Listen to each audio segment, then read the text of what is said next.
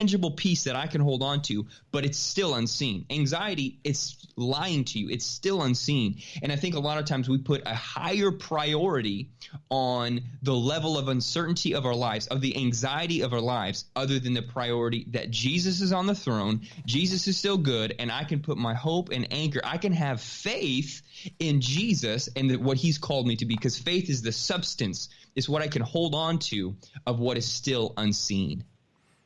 I love that. In day 2, you talk about Gideon, and I love the story of Gideon because I always say, he comes, he's in the worst family. He says, I'm the least of my family, and my family's the least in all of Israel. And so I always say that God can take the worst and make him the best. Let's talk about Gideon, because you talk about how Gideon comes from the weakest tribe and was the weakest in the 12 tribes, and God called him to lead an army. What was God leading us to understand about Gideon that can help us cripple anxiety?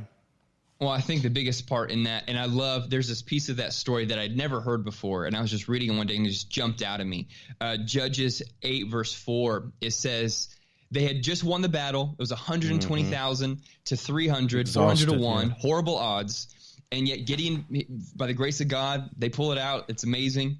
But right after that, there's this little 3 words. It says they were exhausted, yet pursuing. That's right. They were tired, but they kept going. They were still pursuing the enemy. Some of the enemy had escaped, and so the Moabites, and so they still kept going after them. They were exhausted, yet pursuing.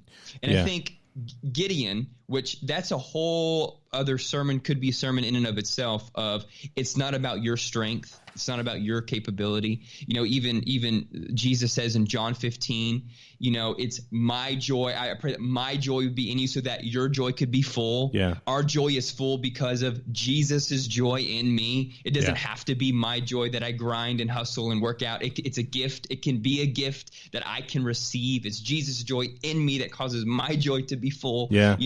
And so even if you are a Gideon of your family and a Gideon of your career and a Gideon of your profession, it doesn't matter. You can still find joy. You can still make it through. God can make a way where there was none. But even after that, say you're going. Things have been going. Life has been happening. Exhausted yet pursuing. Yeah. There's something to be said that you can't lose if you don't quit. Yeah. Consistency is key to this. Well, David, that is one of the major things with anxiety. It comes in the times that we're the most tired. And I love that verse too. I got a message called Tired Butts. And I always say, we read the scripture and I tell people, well, you sit down on your tired butt, because it says tired but or yet pursuing. And one of the goals of the enemy, especially in this hour, the Bible says in Daniel that he will go to make war against the saint, to wear down the saints. And with so much going on, with so many things that come at young people or people, period, especially in this hour, so much news, so much stress, so much opposition that it just seems like, oh my goodness, this pandemic, all of these things, they'll never change. It's just going to be bad. We're going to go broke. We're going to do all of these things. Yeah. And it makes us tired. And he was tired after a victory. And oftentimes we can be pursuing and seeing God doing things in our lives, but the enemy is trying to wear us down. And at the moment where we're wore down and we stop, the enemy can try to make us overwhelmed with anxiety, fear, hurt, shame. Yeah, I think one of the greatest things you could do if you're someone that struggles with anxiety is, first off, admit that you struggle with anxiety. That's exactly right. This is something that I just struggle with, right? Like, first, just admitting the fact of this is a weak area in my life. Yeah. Because I think sometimes, especially as believers, there can be this thought of I'm less spiritual because I'm anxious. That's very true. I'm less spiritual. My spirituality rank went down 2 notches because I'm tired. Mm-hmm. You know what I'm saying? Like I'm not really feeling up for it, and so that somehow makes my spirituality level stature decrease. Mm-hmm. And I think the best thing you could do is just first off admit the fact that, hey, sometimes I struggle with feeling anxious. Sometimes I struggle with stress and feeling overwhelmed. That's right. And the very fact of you just addressing that, just being honest, make a way for being honest can make a way for God to come in and then speak into that. Yeah, and you think about anxiety. You think about Isaiah, and Isaiah says even the young grow weary, or even the young get tired. And so, it comes, and we need to be able to admit that. I think oftentimes with Christianity, or with Christians, we don't want to admit that we're depressed. We don't want to admit that we're lonely. We don't want to admit that we have true anxiety. We don't want to put any of those things out because we feel like it makes us less of a Christian, or it makes it's a statement based on our faith. And so that's a way that the enemy can keep us isolated, keep us in that place of rejection, and keep us far from God because we don't realize, listen, I have a need for fellowship. I have a need to break these things out. And when we don't confess our needs or our faults or our weaknesses to each other, we don't get to the place where we can really be healed. Yeah. I was kind of nervous about naming it How to Cripple Anxiety, because I've met some people and have talked with people that there's this idea, I think, somewhat with my generation, that anxiety is almost seen as a badge of honor to wear. Yes. Yeah. You literally took the words out of my mouth. Yeah. It can literally be seen as I'm so big. I mean, even in 2020, where nothing is going on. Yeah. Hey, how you doing? Busy. Yeah. I got this going on. Da, da, da, da. And it's almost like this thing of my worth is dependent on how stressed out I am, like how many different things I have going on. That's and exactly I don't think right. that's healthy. No, it's not the right healthy. attitude to have. My little nephew, who I just adore, he got his first job, and so he was getting home, and he got home about his second day of work, and I was on the phone with his mother and just talking, and his dad told him to do something, and he looked at him and he said, "I had a hard day at work, Dad." You know that deal, and his dad just looked at him and he says, "I've been waiting for blah blah blah long to say that," but we almost think it's a badge of honor to complain about our work or to talk about how hard our wives are or how terrible these kids are. And I remember when I was getting married, how pretty much all my church was telling me how hard marriage is going to be. Oh, you're going to hate her sometime and all this stuff. And then the nosiest old woman in the church, and she's sometimes cantankerous and not always the friendliest. And she looked at me and she said, "Your marriage is going to be great. It's going to be full of joy. I've been married since I was, 14 years old, and it just keeps getting better and better and better and better and better." Oh. And I think people really believe that's how life has to be. We have to have anxiety. We have to have depression. Yeah. And it's like, no, man, it does not have to be our king.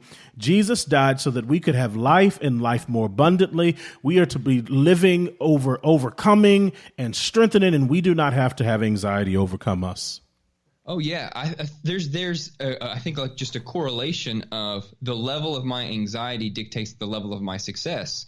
Because if I don't got anything going on, I'm not going to be anxious or I'm not going to be stressed out. Mm-hmm. So the fact that I'm so stressed out must mean, and I think we just conflate the two. Yeah. It must mean that I'm successful, which it could not be further from the truth.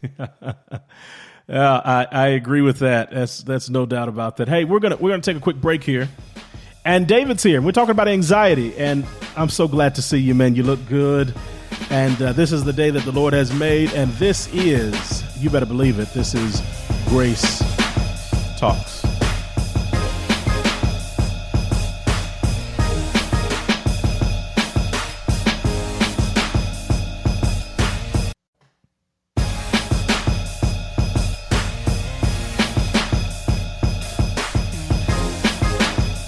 Yep. Grace Talks. You there, David?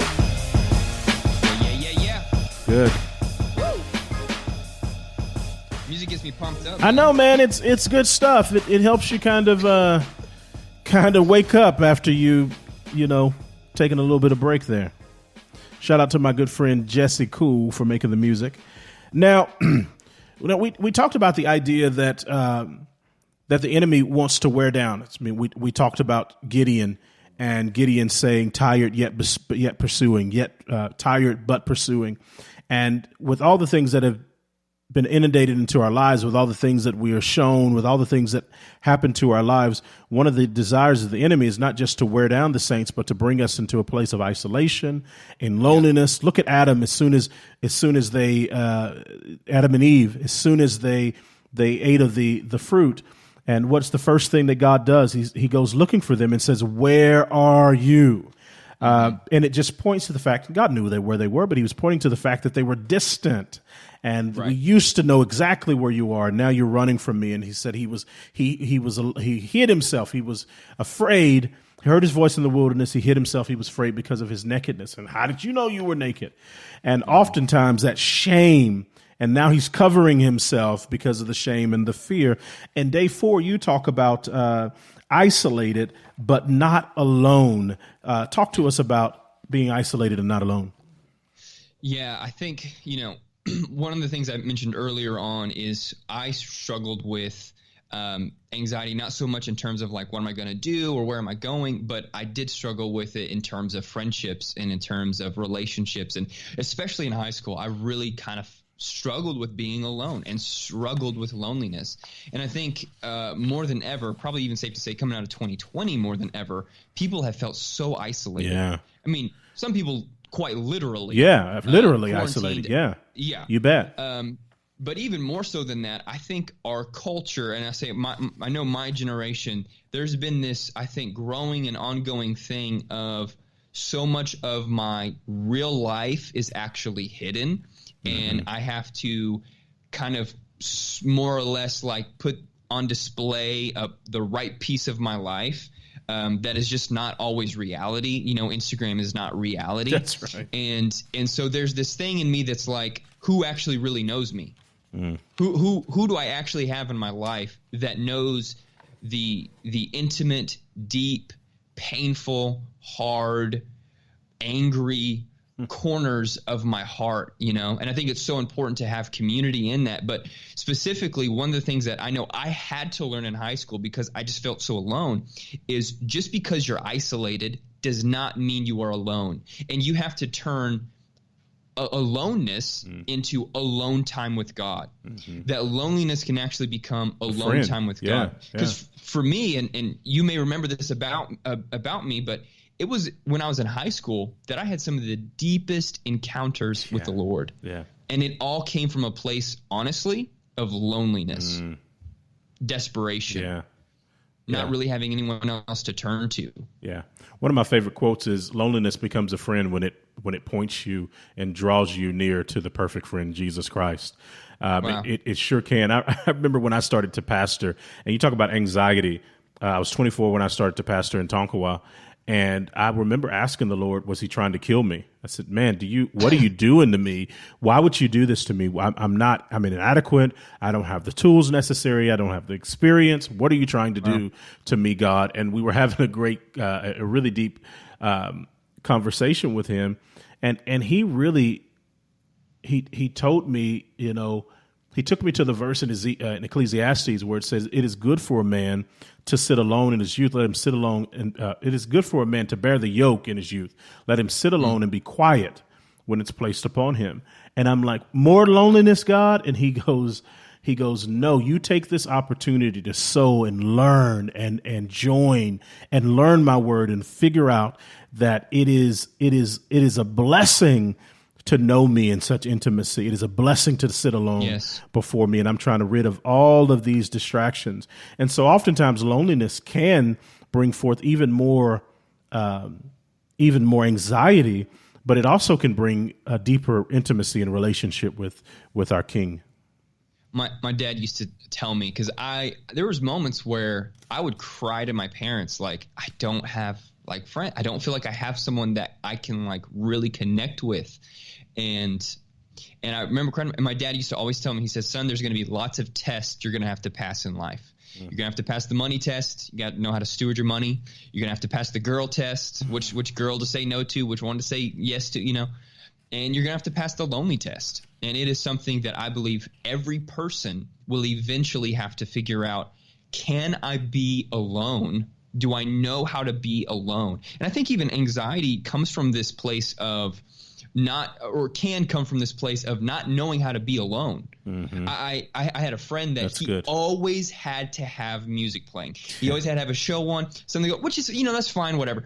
But there's this thing in him that I knew that just could not be settled. There was something that just wasn't settled in him. And I think we live a lot of our lives at such this pace, such this distraction where we really to take the time to sit back and look inwardly, we'd go crazy because there's so much unsettled. There's so much stuff that comes up over Christmas break. My dad and some of us, we watched this show called Alone. Have you ever heard of it? No, but is this where they drop somebody off in the middle of the